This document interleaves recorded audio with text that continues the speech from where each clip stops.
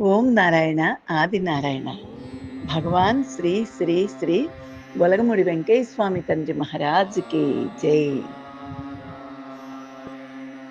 మాకు బాబావారంటే చాలా చాలా ఇష్టం అండి. ఎంత అంటే అసలు ఆయన చేసిన అద్భుతాలంతా ఇంత కాదు. సాయినాథుడు చేసింది తర్వాత వెంకయ్య స్వామి తండ్రి అనుగ్రహం, బాబావారి దయ వల్ల ఆ కాశీ ప్రయాణం అది, దాంట్లో వెంకటేశ్వర తండ్రి దగ్గరికి వెళ్ళటం, ఆనాటి నుంచి ఈనాటి వరకు ఆ మహానుభావుడి అద్భుతాలు జరుగుతూనే ఉన్నాయండి. ఇంకా బాగా ఒక మాటలో చెప్పాలంటే బాబావారి విత్తనం అయితే వెంకటేశ్వర తండ్రి మహావృక్షం అండి.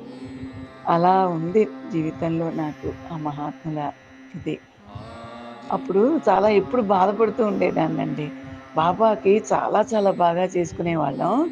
ఈ వెంకటేశ్వర తండ్రి పరిచయం అయ్యాక, ఇక బాబాని కొంచెం పక్కకు పెట్టి, వెంకటేశ్వర తండ్రి అస్సలు, అస్సలు ప్రాణమైపోయి నిలిచాడండి మా కుటుంబం అంతటికి ఆయనే. ఆయనకి చాలా చాలా బాగా చేసుకునేదాన్ని. వెంకటేశ్వర వారి పరిచయం అయ్యాక మాకు ఆయన చేసిన అద్భుతాలకి.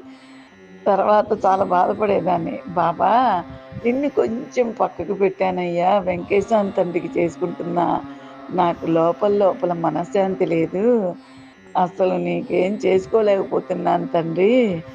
నీ మీదున్న ప్రేమంతా గూడా వెంకటేశ్వర వారి వైపుకి తిరిగిపోయింది నాకు. ఆయన చేసిన అద్భుతాలు ప్రతిదీ గూడా ఆయన నడిపిస్తున్నాడు. నాకు కానీ కడుపులో బాధగా ఉంది బాబా, నీకు సరిగ్గా చేసుకోలేకపోతున్నానే. నా వెంకటేశ్వర తండ్రి అంటే ఇంత ఇష్టమైపోయింది, ప్రాణమైపోయిందని ఒక రోజున ఏడ్చేశానండి రాత్రిపూట. బాగా దిగులు పడిపోయి అసలు బాగా ఏడ్చేశాను. తర్వాత నిద్రపోయాను.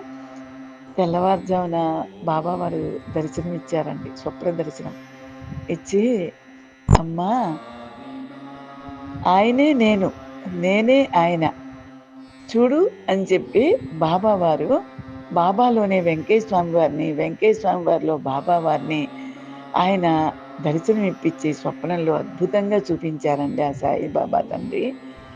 తర్వాత ఆయన ఇక చెప్పారండి, "అమ్మా నిన్ను చివరికంట గమ్యం చేర్చేది ఆయనే. నీ గురువు ఎవరనుకుంటున్నావు?